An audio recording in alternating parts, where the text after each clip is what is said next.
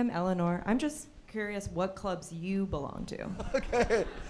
I'm part of, I'm part of a housing advocacy org in my hometown of Falls Church, Virginia. I moved back to my hometown right outside DC, and we're trying to get more affordable housing in our town, so kind of an activist club. And then I'm part of a book club. And one of the fun things is we learned about the whole history of book clubs in making the movie, and it's an incredible history.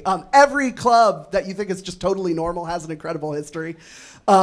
Which is, book clubs actually started as a feminist idea. There's all these amazing articles, if you want to look it up online, where women were shut out of colleges and universities, and what they started doing is, we want to learn too, and they started learning together. If the institutions are going to shut us out, let's start book clubs together. And during the women's club movement, which is like historians of civic life, is this particular period at the turn of the last century, there were a lot of book clubs, and out of that became the idea of a book club, which is now a big thing. So sorry that you were asking about me, but I like all the little histories of all the clubs.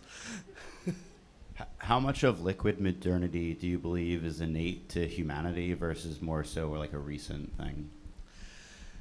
Part of me thinks that we weren't always liquid modern. So, there were times when we had, more commitments. It actually shows up in Putnam's data, the amount of time people spent in associational life, or the amount of time people spend in one stable place, or the amount of time people spend in one, job or occupation. That was longer in the past than it is today. So it's not like baked into our DNA to be liquid modern.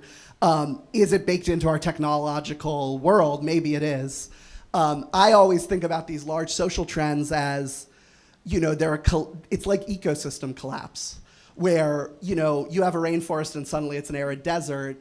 Is it because there was an excess of wolves one year? Is it because this fungus took over the trees? Is it because when the trees came, the birds left and then the worms overgrew and the river started moving in a different direction? Who knows what the specific thing was, but something unraveled.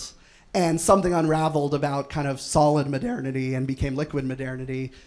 Probably capitalism has something to do with it, money, some different cultural changes, different, the realities of technologies like movies and radio and the internet and cars and airplanes, being able to see all these different things you could have as options. But I don't like deterministic ideas because there's always an alternative. It could have gone a different way, and it can still go a different way today. We have one more question, and we have to close out afterwards. Hi, Pete. Thanks Hello. so much. So I'm a membership owner, so I run clubs for a living. Oh, great. Okay. And I just wanted to ask you, what, in your opinion, makes people stay in a membership? Yeah, there's this great, I was looking up the history of the word authenticity.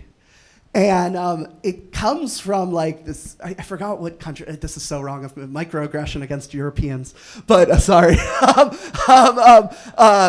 microaggression against Europeans, which I don't remember which European country, but it came from this idea of ownedness, which was the translation of the word, which was, ownedness is when we feel authentic, we feel an ownership over what we're doing. We feel like we're part of it, we have a say in it, things like that.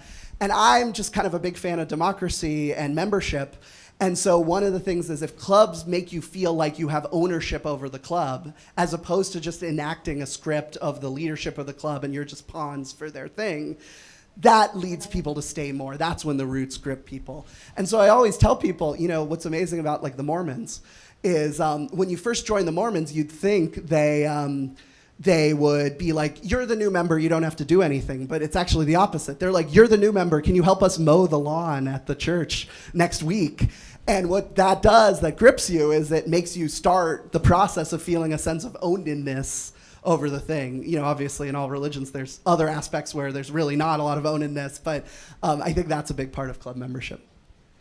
And I have to do a plug for my sister's sake, my older sister, who is always pushing me to do the plugs for the film, which is, and I have younger brother obligations, which is, if you want to host a community screening of the film, go to joinorDie.film. We're having the Join Up 2024 tour of Join or Die, and the biggest conferences to the smallest book clubs, we want to show community screenings. We want you watching this movie together, joinorDie.film. Thank you so much. Thank you, Tina. Thank you, everyone, for sitting. Can't wait to talk to you later. Thank you.